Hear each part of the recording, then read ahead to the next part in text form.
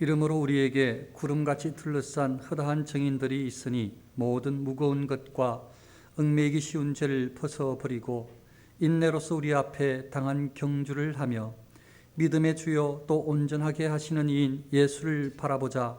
그는 그 앞에 있는 기쁨을 위하여 십자가를 참으사 부끄러움을 개의치 아니하시더니 하나님 보좌 우편에 앉으셨느니라. 너희가 피곤하여 낙심하지 않기 위하여 죄인들이 이같이 자기에게 거역한 일을 참으신 일을 생각하라.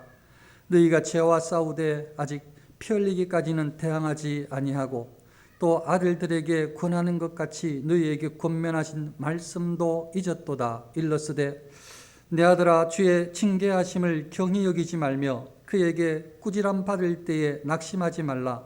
주께서 그 사랑하시는 자를 징계하시고 그가 받아들이시는 아들마다 채찍질하심이라 하였으니 너희가 참음은 징계를 받기 위함이라. 하나님이 아들과 같이 너희를 대우하시나니 어찌 아버지가 징계하지 않는 아들이 있으리요.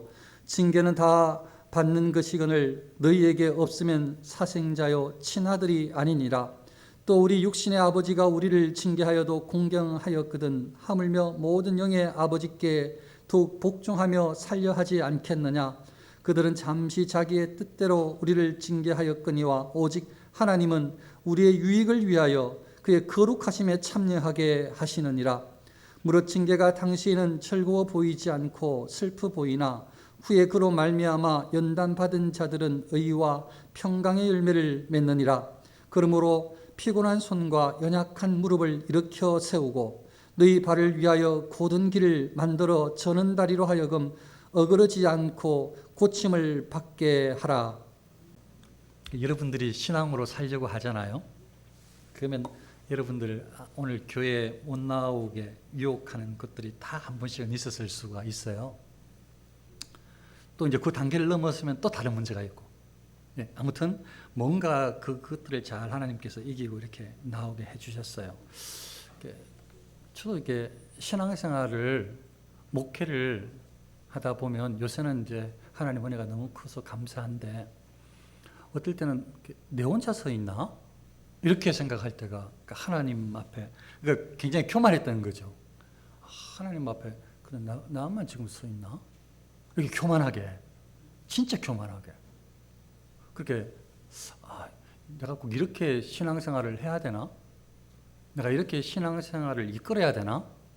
뭐 이렇게 생각이 싹 들 때가 있어요. 가끔씩. 그런데 그런 것들을 지금 그렇게 든다는 뜻은 아니고요. 그런 것들이 이미 다 극복되었는데 오늘 말씀이 그렇게 생각했던 저 같은 사람 이렇게 신앙생활을 해야 되나? 왜 이렇게 힘들지 신앙생활을 바로 하려고 하는데? 하나님 앞에 순종하려고 하는데 왜 이렇게 어려운 일들이 계속 닥칠까? 뭐 이런 쪽에 고민하는 사람들에게 다른 말로 말하면 진짜 신자들에게 하나님께서 하시는 말씀이 오늘 틀림이 없습니다. 먼저 오늘 말씀에 보면 이러므로 우리에게 구름같이 둘러싼 허다한 증인들이 있으니 이게 제가 처음에 좀 그렇게 이야기했잖아요. 제가 교만해가지고 저 혼자만 있는 줄 알았다고 순간 굉장히 저만 하나님 앞에 살려고 몸부림을 치는 줄 착각을 한 거예요. 근데 실질적으로 구약 성경에도 그러하고 히브리서 여기에도 이 말씀이 구름같이 우리에게 둘러싼 사람들이 있는데 우리 주변에 있는 사람들이 구름같이 그래서 제가 이게 한번 인사를 먼저 나누게 했던 것은 우리가 지금 모여 있는 것이 구름 같은가 싶어서 한번 일단 인사를 나누겠어요. 다시 한번 좌우로 한번 돌아보십시오. 구름 같습니까? 아멘. 구름 같이 같게 될 줄로 믿습니다. 아멘. 네. 뭐 더 많아야 또 구름 같은 건 아니고 그냥 그렇게 믿으시면 저는 굉장히 많아 느껴졌어요. 예, 이제 오늘 말씀과 이렇게 빗대어 생각했을 때에 혼자라 이렇게 생각을 했는데 이 엘리야가 하나님 저밖에 없지 않아요. 그렇게 했더니 발에 무릎 꿇지 않은 7천을 남겨놓았다. 이런 말씀을 하셨잖아요. 근데 지금 여기에 히브리 기독 신자들이 번번이 넘어져요. 어려운 일이 막 일어나니까 막 핍박이 일어나고요, 갈등이 일어나고 내분이 일어나고 신앙의 회의가 일어나고 막 먹고 사는 문제 이거 막 별별 일들이 막 잡다한 일들이 막 닥치니까요. 처음에 신앙을 똑바로 하나님만 믿는 예수 그리스도를 통해서 구원받았다는 확신과 그 교회가 세워지고 온전한 믿음이 출발했음에도 불구하고 막 흔들리는 거예요. 그래서 어쩌면은 신앙생활을 이렇게 제가 그렇다는 게 아니에요. 요 사람들을 생각을 해보니까 신앙생활을 이렇게 순수하게 진실되게 예수님만 바라보고 꼭 이렇게 기독교, 그리스도교, 예수님 이렇게 할 필요 있나? 좀 옛 가족들과 유대인들과 이방인들과 좀 섞여도 되지 않나? 꼭 종교를 내가 이거 예수님만 해야 되나? 묻고 살기도 힘든데 이런 생각들이 막 일어날 수 있잖아요. 그러다 보면은 진실하게 신실하게 하나님을 바라보는 사람이 없다, 잘 없네라고 교만에 빠질 수가 있어요. 잘 없네? 나만 있는 것 같고 나만 신실한 것 같고. 근데 여기에 우리에게 구름같이 둘러싼 흐다한 증인들이 있으니 이 증인들은 예수 그리스도의 증인들, 하나님을 아버지로 예수님을 구주로 믿고 거듭난 사람들, 예수님을 믿는 사람은 구원을 얻게 됩니다라고 복음 증거하는 증인들, 이 사람들 말이에요. 예수 증인들 말이에요. 근데 뭐라고 말씀하시는가 하면 구름같이 둘러싼 흐다한 증인들이 있다. 굉장히 많다는 거예요. 그리고 한번 우리 주변에 지금 우리 함께 앉아있는 이분들이 다 그리스도의 증인들입니다. 증인들 얼굴을 한 번만 더 봐주십시오. 증인들입니다. 이분들이 지금 증인들입니다. 바로 이분들이 증인들입니다. 저와 여러분들의 증인들입니다. 아멘. 그리스도인이 된다는 것은요, 그리스도인이 되었다는 것은 오늘 말씀을 통해서 보면요, 뭐 다르게 여러 표현들로 성경을 통해서 많이 이야기할 수 있지만 오늘 봉독했던 말씀을 통해서 본다면 마치 그리스도인이 된다는 것은 이 달리기 경주하는 것 같은 거예요. 달리기 경주하는 뭐 100m든 뭐 42.195든 뭐가 딱 정해진 그 어떤 출발선상에 서서 달려가는 이걸 예수님을 믿는다는 것은 그렇게 이야기를 하는 것 같아요. 왜냐하면 여기에 뭐라고 뒤에 오늘 1절 말씀해 보면은 인내로서 우리 앞에 당한 경주를 하며 하니까 우리가 지금 다 증인들이거든요. 예수님 믿는 사람들이에요. 거듭난 사람들이에요. 예수님 믿었지만 흔들리고 있는 그리스도인들이에요. 그들에게 하는 이야기니까 우리는 지금 경주하고 있다 이렇게 말을 하고 있으니까 예수님을 믿는다는 것은 이 경주 달리기를 하는 것하고 같다. 이 달리기를 하는 것은 왜 달리기를 하죠? 목적지가 있어서 저기에 끝에 라인까지 빨리 들어가면 상이 있어요. 그래서 빨리 달리려고 하는 거죠. 저 상을 아주 가치 없게 여긴다면 안 뛰어요. 뛸 이유가 없지요. 출발선상에 설 필요도 없어요. 저거 뭐 하려고 타? 근데 저기에 있는 상이 가치 있다고 생각하는 순간 여기에 있는 출발선부터 거기에 달리는 그 과정 그리고 마지막 꼬린 지점까지 최선을 다할 거예요. 왜냐하면 저기 끝에 있는 마지막 결승점에 그 이후에 그게 통과했을 때 얻을 상이 크고 귀하다고 생각하면 잘 달릴 것 아니에요. 근데 지금 예수님을 믿는다는 것이 그리스도인들의 삶이 그런 것처럼 소개를 하고 있다고요. 경주를 하는 것과 같다. 경주를 하는 것과 같다.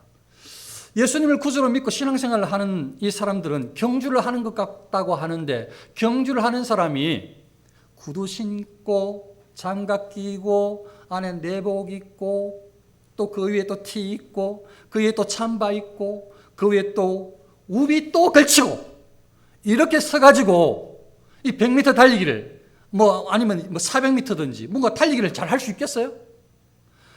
저게 달리기를 결승점에 빨리 가기 위해서는 바톤을 터치하든지 뭘 하기 위해서는 아마 이게 걸쳐져 있는 거 이거 아마 옷만 입었어도 이거 거추장스러운 옷들을 하나씩 벗을 거예요.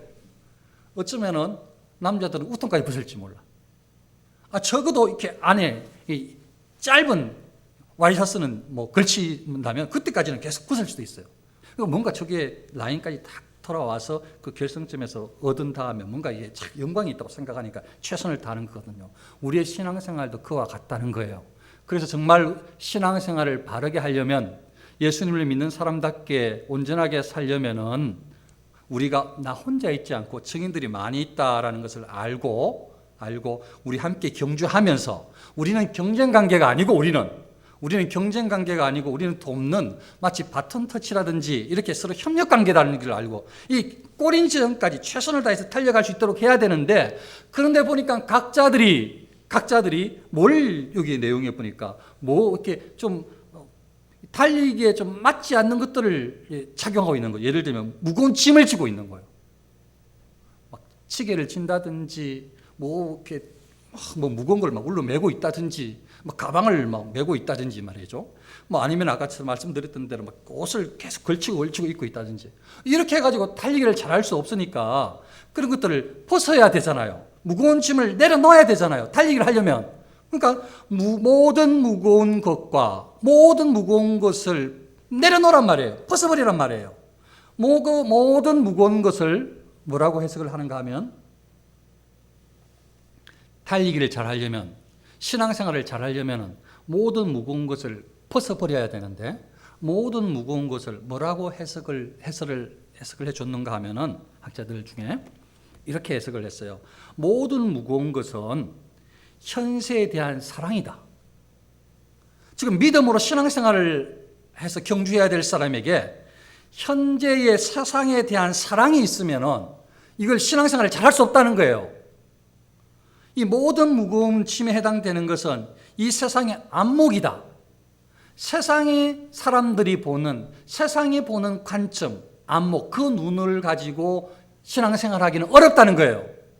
세상 사람들의 관점으로 신앙생활을 잘하기가 어렵다는 거예요. 그것이 무거운 짐이라는 거예요.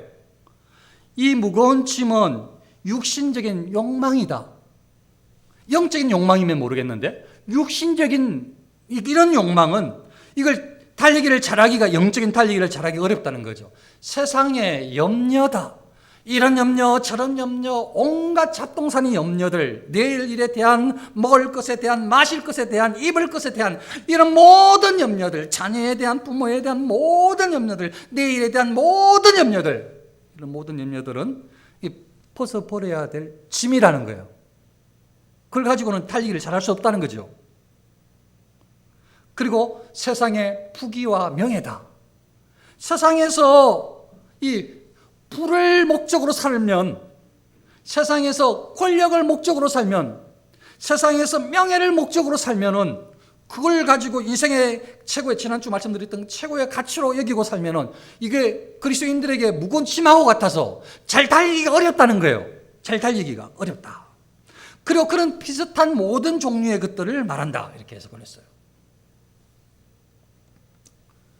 그러니까 이 짐을 벗어야 될 게 얼마나 많은지 몰라요. 신앙생활을 잘 하려면. 그러면은 목사님 방금 말씀대로 한다면은 뭐 직장생활도 하지 말라는 말씀이에요? 교회만 나가라는 말씀이에요? 그 말이 아닙니다. 돈 벌지 말라는 말씀 아니에요? 그 말은 아니에요. 부자가 되지 말라는 말씀이에요. 그 말은 아니라니까요. 지난주에 말씀을 드렸잖아요. 부자가 솔로몬이 얼마나 부자였는데 그 말씀 드렸잖아요. 아브라함도 부자였다고 말씀드렸잖아요. 요셉도 얼마나 부를 누렸는데 말씀을 드렸잖아요. 그러면 무슨 말이냐? 부든지 권력이든지 명예든지 무슨 일이든지 간에 그 일들이 하나님보다 우선되면은 짐이 된다 이 말이죠. 그것들이 하나님보다 우선되지 않으면 신앙보다 우선이 되지 않으면 아무 문제가 없어요. 아무리 부자가 되어도 상관이 없어요. 아무리 권력을 가져도 상관이 없어요. 그런데 그것들이 하나님보다 신앙보다 우위에 있을 때에 그것들은 짐이다 이 말이죠. 벗어버려야 될 짐이다. 기억을 하시면 좋겠고, 그리고 또 뭘 달리기를 잘하려면 벗어야 된다고 하면 얽매이기 쉬운 죄를 벗어버리고, 얽매이기 쉬운 죄, 계속 마음에 간다는 말이죠. 이게 뭐 마음에 간다는 말은 다른 말로 말하면 계속 내 마음 속에 욕심이 생긴다는 말이에요.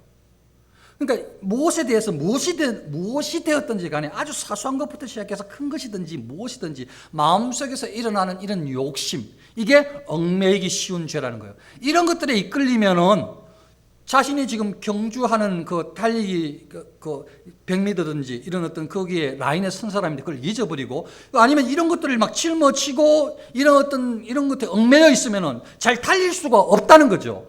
그러니까 경주자는 이런 무거운 것들이나 얽매이기 쉬운 죄를 다 벗어버려야 잘 달릴 수 있다. 라고 하는 거죠.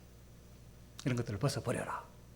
우리는 전부 다 신앙 경주를 하고 있는 믿음의 사람들이다. 이렇게 보시면 되는 것입니다. 그리고 또 뭐라고 말씀하시는가 하면 믿음의 주요 또 온전케 하시는 이인 예수를 바라보자. 그는 그 앞에 있는 기쁨을 위하여 십자가를 참으사 부끄러움을 개의치 아니하시더니 하나님 보좌 우편에 앉으셨느니라. 여기서 예수님을 바라보자는 말은 예수님을 그냥 바라만 봐도 좋아요. 그것만 해도 사실은 만족한데 적어도 오늘 이 2절에서 말씀하시는 예수님을 바라보자라는 말은 지금 잠깐 이야기하는 이런 내용은 아니에요. 힘들 때 예수님 바라보세요. 요전 정도의 수준의 예수님을 보라는 뜻은 아니에요. 왜 예수님 안 봐요? 빨리 예수님 봐. 이런 수준 정도의 예수님을 바라보라는 건 아니에요. 자, 왼쪽 볼래요? 예수님 볼래요? 빨리 예수님 봐. 이런 정도의 수준은 아니고 여기서 예수님을 바라보자는 것은 그 뜻을 바로 그 다음에 이야기를 하는데요. 예수님께서 어떤 분으로 먼저 소개를 했는가 하면 예수님은 믿음의 주다, 온전케 하시는 이다. 이 말씀은 뭐냐 하면 예수님께서 신앙생활 하시는 우리에게 믿음의 주로 우리를 온전케 하시는 분으로 역사해 주신다 이 말이에요. 신앙생활을 할 때에 이 믿음의 경주를 할 때에 죽기 전까지 예수님께서 우리와 함께 하셔서 믿음의 주가 되시고 우리를 온전하게 하시는 바로 그 역할을 예수님께서 직접 하신다는 거예요. 예수님께서 우리와 함께 신앙생활을 해주신다는 거죠. 예수님께서 우리와 함께 살아주신다는 거예요. 그래서 예수님께서 우리를 온전하게 하신다는 거죠. 이 예수님을 바라봐야 되는데 이 예수님을 바라보자는 것은 또 이 정도에서가 아니라 진짜 이 의미는 오늘 2절에서의 의미는 그는 예수님께서 어떤 일을 하셨는가? 그 앞에 있는 기쁨을 위하여 십자가를 참으사 부끄러움을 개의치 아니하시더니 하나님 보좌 우편에 앉으셨느니라. 저기 만일 예수님이 달리기를 하셨다면 저기 결승점의 너머에 저기에 통과해서 얻었던 것이 기쁨이에요. 기쁨. 그 기쁨은 뭔가 하면 하나님 우편에 앉아 계시는 명예로운 기쁨, 택한 백성들을 우리를 위해서 자신을 희생하면서 우리를 구원해 주시는 구원의 주로서 하나님 앞에서 그렇게 그 하나님 앞에서 또 인정받고 사람들의 사랑받고 존경받고 또 예수님을 구주라고 고백하는 수많은 사람들이 있게 되는 그 모든 과정, 저걸 통과해야만 저기에 마지막 라인을 넘어서야만 이루었던 그 기쁨을 예수님께서는 저기에 이 하나님 우편에 앉으시기 위해서 이 택한 백성들을 다 구원 백성으로 다 이끌도록 하시기 위해서 나중에 심판의 주로 이 땅에 오시는 그런 권세를 가지기 위해서 예수님께서 무엇을 참으셨는가? 예수님은 무엇을 참으셨는가? 예수님은 십자가를 참으사. 예수님은 기쁨을 얻기 위해서 마지막에 그 기쁨을 얻기 위해서 예수님께 참으신 게 있는데 예수님은 십자가를 참으셨다. 십자가는 고난, 그리고 모욕, 멸시, 그리고 이 죽음까지 다 참으신 거예요. 십자가가 참았다는 것이. 십자가를 참으셨다는 것은. 그러니까 예수님은 이 마지막 기쁨을 위해서 이 기쁨의 골라인을 통과해서 그걸 누리기 위해서 이제 마치 우리한테 이게 비교해 줘서 설명을 해 주는 거예요. 예수님은 십자가를 참으셨다. 수많은 사람들의 그 모욕을 참으시고 비방을 참으시고 심지어는 부끄러움을 개의치 아니하시더니 하나님의 아들이신데 신이신데 사람들이 얼마나 채찍질을 해서 옷이 다 찢어지고 다 안에 속에 다 보이고 피투성이가 되고 초롱당하고 침뱉고 이 거룩하신 하나님의 아들 그렇게 모욕하는 그 부끄러움을 옷이 찢어지는 그 부끄러움을 예수님은 전혀 개의치 아니하셨다. 마지막 그걸 위해서 마지막 그 기쁨을 위해서 예수님은 십자가를 참으시고 많은 부끄러움을 전혀 개의치 않으셨다. 이 예수님을 바라보라는 거예요. 우리가 예수님을 바라봤습니다 이게 아니고 이 십자가를 참으신 예수님을 바라보고 그리고 모든 부끄러움을 개의치 않으시고 마지막에 이 기쁨을 누리신 이 예수님을 바라보라고 지금 이야기하고 있는 것입니다. 그러니까 우리의 신앙생활은 다른 말로 이야기하면 지금 오늘 있는 본문으로만 이야기를 한다면 물론 이 본문의 여기가 전체 성경을 다 확대시켜도 사실 별 다를 바는 없어요. 그러나 여기에 충실하게 일단 1차적으로 이야기하면 그리스도인들의 삶이라는 것은 경주자로 서서 달린다는 이 신앙의 길은 편안한 길이 아니라는 거예요. 세상 사람들이 생각하는 행복한 길이 아니라는 거죠. 다른 말로 말하면 오히려 편안하고 행복하고 기쁨의 길이 아니고 세상 사람들의 관점으로 우리는 편안하고 행복하고 기쁠 수 있어요. 그건 뒤에 말씀드리겠지만 세상 사람들의 관점으로 이 길은 어떻게 보면 모욕의 길, 멸시의 길, 조롱의 길, 죽음의 길, 고난의 길. 이게 그리스도인들의 삶이라는 거예요. 그러니까 예수님 믿는다는 것이 복받고 복받고 또 복받고 더 복받고 완전히 복받으라. 이게 예수님을 믿는다는 삶이 아니고 진짜 예수님을 믿는다는 것은 저는 이 지금 이야기가 신약에 확대되어서 해석해도 틀림이 없다고 믿지만 적어도 오늘 본문에서 이야기하는 것만 한정을 시키더라도 예수님을 믿는다는 것은 또 복받고 또 복받고 세상 사람보다 더 잘되고 이런 복을 받아서 누리는 그게 그리스도인의 삶이 아니고 어쩌면 더욱 예수님의 그 고난의 십자가를 지신 예수님과 죽음을 당하신 예수님과 그리고 모든 부끄러움을 당하신 예수님의 길과 오히려 더 유사할 수 있다. 이게 그리스도인들의 길이다. 이게 예수님을 믿는다는 것은 이런 길을 걷는 것이다. 이게 더 성경적이라고 분명히 말씀드릴 수가 있는 것입니다. 이게 그리스도를 믿는, 예수님을 믿는 신앙생활을 하는 사람들의 삶이 이런 것이다. 오늘 성경에 분명히 그렇게 이야기를 하고 있는 것입니다. 너희가 피곤하여 낙심하지 않기 위하여 죄인들이 이같이 자기에게 거역한 일을 참으신 일을 생각하라.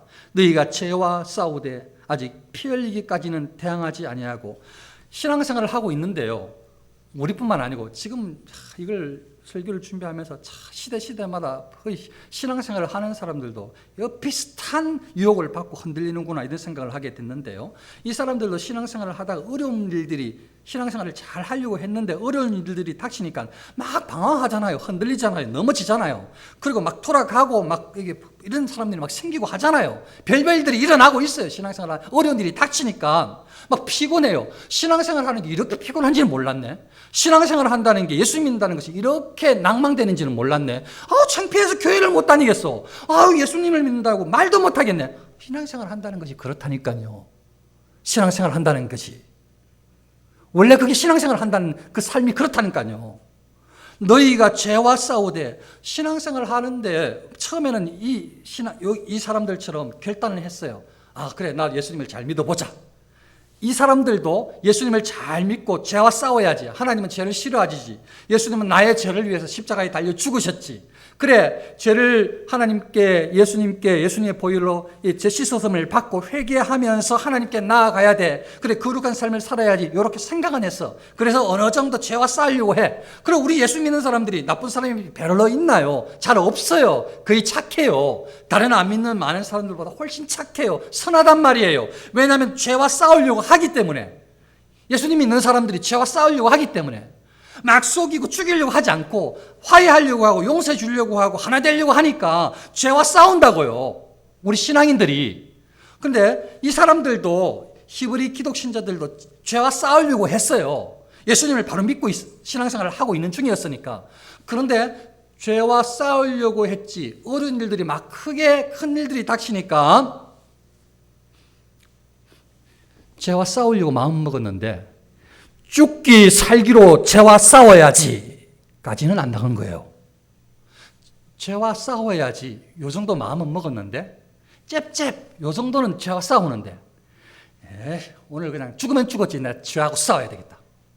확 그냥 내 목숨을 건다. 이렇게는 죄와 싸우지 않는 거예요. 그냥 살짝 죄와 싸우는 거지. 우리들처럼 이 사람들도 살짝 죄와 싸우는 거지 목숨을 걸고 죄와 싸우지 않는 거예요. 그러니까 너희가 죄와 싸우되 아직 피 흘리기까지는 대항하지 아니하고 죽기 살기로 죄가 싫다, 죄와 싸우겠다 이렇게는 살지는 않는다는 거예요. 이 그리스도인들이 죽기 살기로 죄와 싸우지는 않는다는 거죠. 피 흘리기까지. 피 흘린다는 것은 막 상처, 막 피투성이 이게 피 흘리는 것 아니에요. 맞아 터져가지고 죄하고 싸워서 죄도 죽이고 또 죄한테 맞고 그게 피투성이가 되는 것 아니에요. 그게 싫은 거죠. 살짝 죄를 살짝 쳤다가 죄가 또 나를 치면 맞고 요 중간에 이렇게 살짝 그리만 유지하고 이렇게 사람들이 보통 신앙생활을 한 거예요. 우리처럼 이 사람들도. 그러니까 지금 그 사람들에게 뭐라고 이야기하는가 하면 너희가 죄와 싸우되 아직 피 흘리기까지는 대항하지 아니하고 이 경주자로 섰다는 것은 어떻게 보면은 모든 사람 그리스도인들에게 다 하는 말이에요. 목사들에게, 중직자들에게 하는 말이 아니고 모든 그리스도인들에게 다 하는 말이에요. 출발 라인에 선 순간부터 이 그리스도인들 신앙생활을 한다는 것은 죽기 살기로 신앙생활을 하는 거예요. 죽기 살기로. 그게 옳은 거예요, 옳은 거. 그 사람이 죽기 살기로 신앙생활을 한다고 출발을 하는 지점이 출발 라인 수는 있고 100m 중에 10m 갔을 수는 있지만 처음부터 예수님에 대한 믿음도 없이 출발 라인에 서면은 믿음이 없는 것이고 예수님을 바로 믿는 믿음으로 출발 라인에 서서 1m를 가든지 10m를 가든지 전부 다 온전한 믿음으로 순종으로 진실되게 피 흘리기까지 싸우면서 나아가는 게 신앙생활이에요. 그래서 그렇게 싸우다가 어떤 사람은 50m, 뭐 70m, 90m까지 가는 사람도 있고 어떤 사람은 이제 막 한 발 내딛는 사람도 있겠죠. 근데 다 모두가 진실하게 죄와 싸우고 그렇게 하나님만 바라보고 그렇게 달려가는 인생이라는 말이에요. 그냥 한 50m까지는 예수님이 잊었다가 무슨 말씀을요? 예수님 믿고 예수님 없이 달려가는 것은 달려가는 게 아닌데요. 한 걸음도 뗀 게 아니에요. 한 걸음도 뗀 게 아니라고요. 바로 이제 예수님을 믿은 지 하루가 되었던 10년이 되었던 20년이 되었던 예수님을 믿는다는 것은 죄와 싸우고 끝까지 달려나가는 이 목숨을 걸고 달려나가는 이런 각오로 그렇게 살아가는 것이라고 지금 성경에서 이야기하고 있는 것입니다.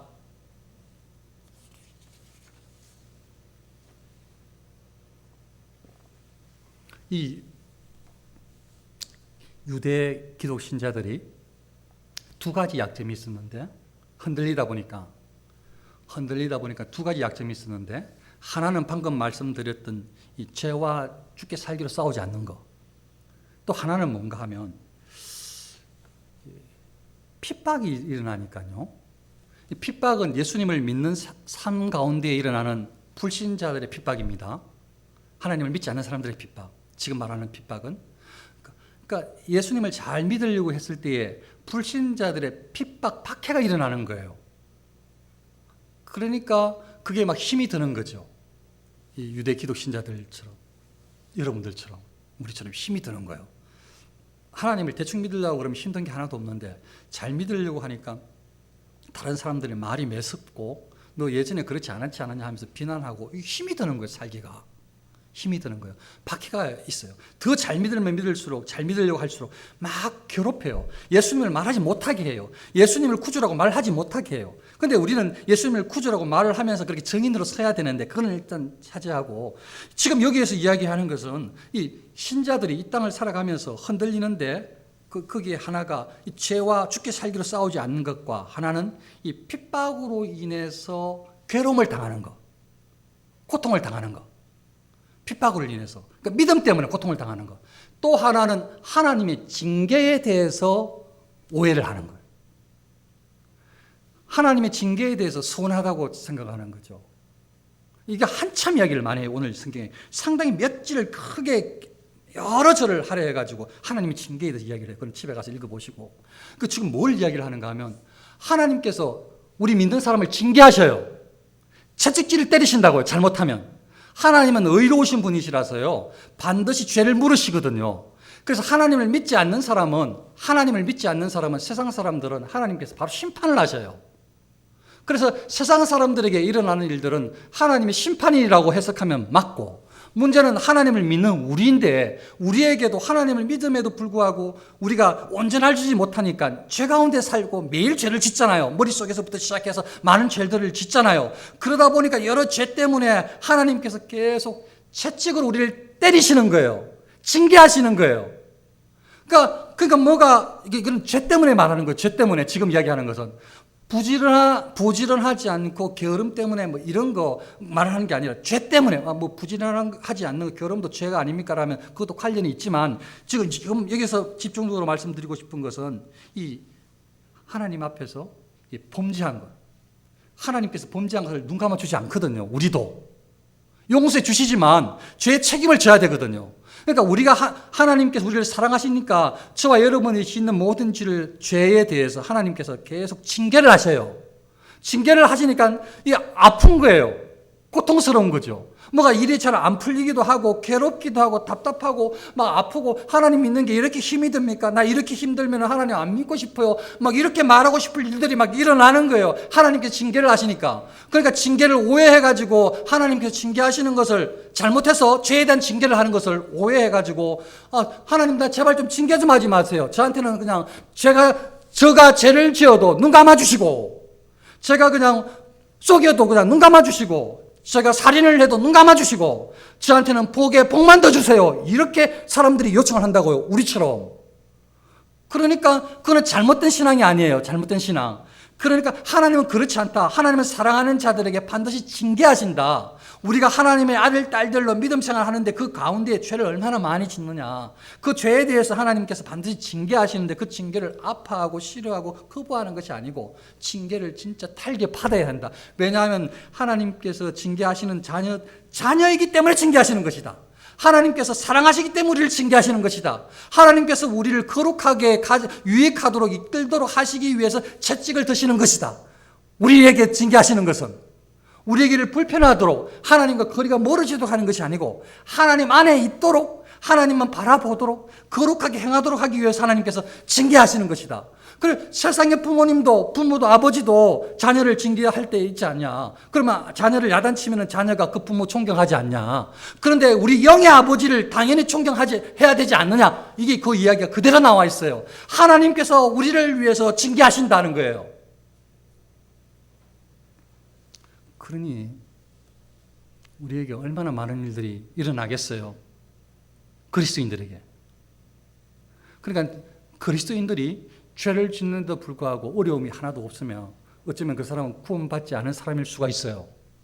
계속 죄 가운데 있음에도 불구하고 계속 오히려 말씀보다 죄를 더 좋아하는데도 불구하고 그냥 이게 뭐 하나님께서 전혀 복만 주시는 것 되면 하면 더 잘 되고 더 잘 되고 다른 사람이 너무 잘해주고 더 잘 되고 죄를 짓는데도 불구하고 그럼 어쩌면이라고 했어요.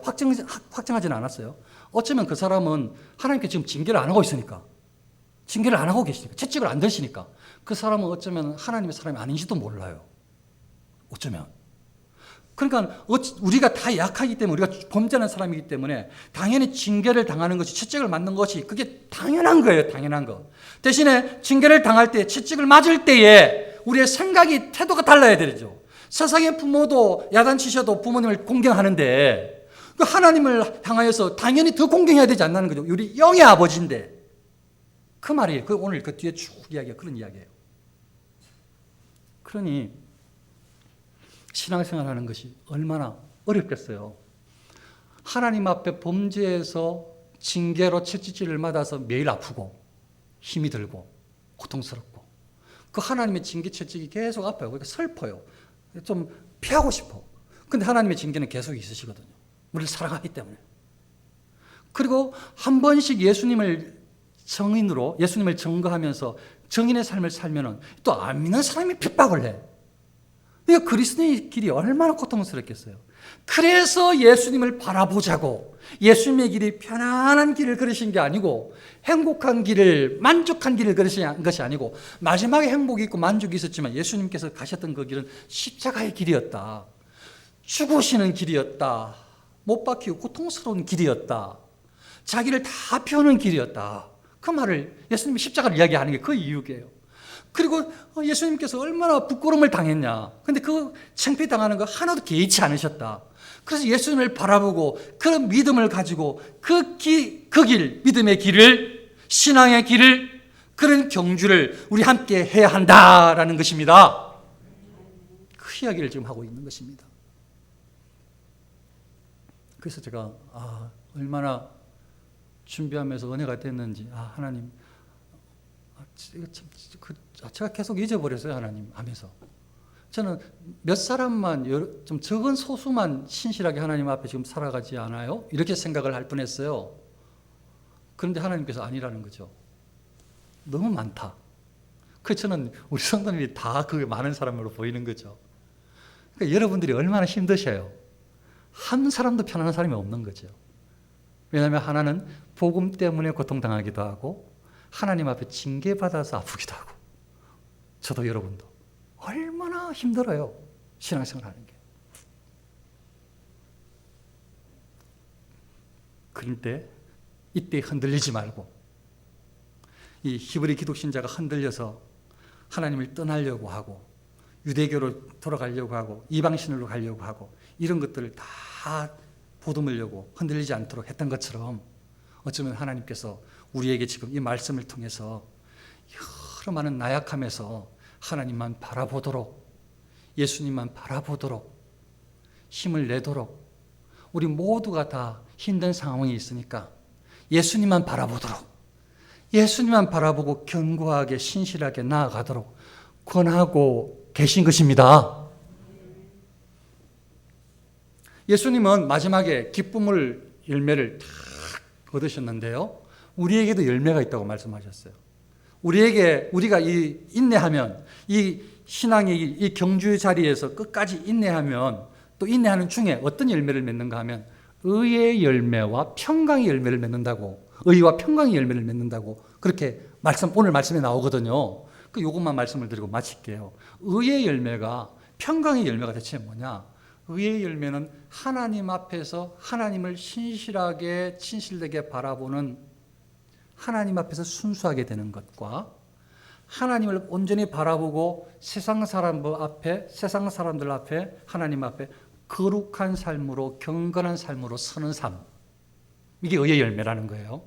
다시요, 의의 열매를 맺게 된다는데 뭘 의의 열매라고 하는가 하면 하나님을 진실되게 신실하게 순수하게 바라보는 것과, 그리고 하나님 앞에서 세상 사람들 앞에서 거룩한 사람으로, 경건한 사람으로 그런 생활로 서게 되는 것을 의의 열매라고 해석을 하는 거예요. 이걸 맺게 된다는 거예요. 인내하면, 이 고통 가운데, 어려운 가운데 믿음을 계속 지키면 의의 열매를 맺게 된다는데, 하나님이 더욱 바라보이고 더욱 신실되게 하나님을 바로 만날 수 있게 되어지고, 하나님을 향해서 하나님께 주시는 은혜를 덧입어서 주님께서 함께 하시니까 이 경건하게 거룩하게 세상 앞에, 하나님 앞에 서게 된다는 거예요. 의의 열매를 맺게 된다는 거예요. 그러니까 다른 말로 말하면 신학적으로 성화된다는 거예요. 성화. 거룩해진다는 거예요. 점점. 또 평강의 열매를 맺게 된다고 하는데요, 칼빈은 지금 이제 읽어드리지는 않겠지만 어떻게 이야기를 했는가 하면, 이 해석을, 평강의 열매를, 이 삶 속에 막 어려운 일들, 고통이 많음에도 불구하고 평강의 열매라는 것이, 이 문제가 해결되는 게 아니고, 해석을 하면요, 칼빈의 이야기를, 문제가 해결되어 가지고 와 기쁨, 그래 문제가 해결되었어, 답을 찾았어, 막 전부 다 만사형통하게 되었어, 이게 아니고요. 해설을 해드리면 제가 어떻게 칼빈이 해석을 했는가 하면, 그 부분을, 평강의 열매는 그 모든 고통 가운데서, 아픔 가운데서, 여러 환난 가운데서, 평강의 열매는 고통, 아픔, 환난 가운데서 평강을 누리는 거라는 거예요. 진짜 놀랍지 않아요? 평강의 열매는 이 환경이 바뀌는 것이 아니고 고통스러움에도 아픔에도 거기에 참 평강을 누리는 거래요, 칼빈이. 그러니까 제가 진짜 아멘을 했죠, 여러분처럼. 아, 그렇다. 환경이 바뀌는 것이 아니고 주님 안에 있으니까 그 환경 가운데서도 편안하구나. 고통 가운데서도, 핍박 가운데서도 평안하구나. 뭐 해결되지 않았는데도, 여러 가지 문제가 있는데도, 이게 막 첩첩산중 같은데도, 그런 곤란한 가운데서도 평안하구나. 인내하니까, 하나님을 바라보니까 그런 열매를 맺게 된다는 거예요. 그것도 다른 말로 또 말하면 성화죠. 이렇게 우리가 달려갈 믿음의 길을 끝까지 경주하면 나중에 죽어서 하나님 앞에서 영화로운 단계에 올라가니까 이제는 진짜 의와 평강의 열매를 우리는 맛볼 거예요. 완전하게. 그러나 거기 전까지 해도 우리의 삶 가운데서도 의와 평강의 열매를 맛볼 수 있는 것입니다. 주님과 함께 동행하시고, 우리 예수님께서 저와 여러분들과 이 신앙생활 삶 가운데 항상 함께 하시고 우리를 도와주시고 이끌고 계시다는 것을 확신하시면서 죄와 싸우고, 칼빈이 죄와 싸우면, 죽기 살기로 이렇게 싸우겠다고 하면 오히려 하나님께서 확 능력을 주신다는 거예요. 잽을 살짝 이렇게 하면은 계속 어려움들이 있는데, 그래 한번 싸워보겠다, 하나님 능력을 주옵소서, 결단하겠다, 이렇게 하면 하나님께서 은혜를 확 주신다는 거예요. 죄와 싸우고 죽기 살기로 죄와 한번 싸워보고, 그리고 우리의 가는 길이 평탄한 길이 아니고 예수님께서 지셨던 십자가 고난의 길임을, 그런 비슷한 길임을 기억을 하시고 끝까지 인내하시기를 축원합니다. 인내하셔서 의와 평강의 열매를 맛보시기를 축원합니다. 기도하겠습니다.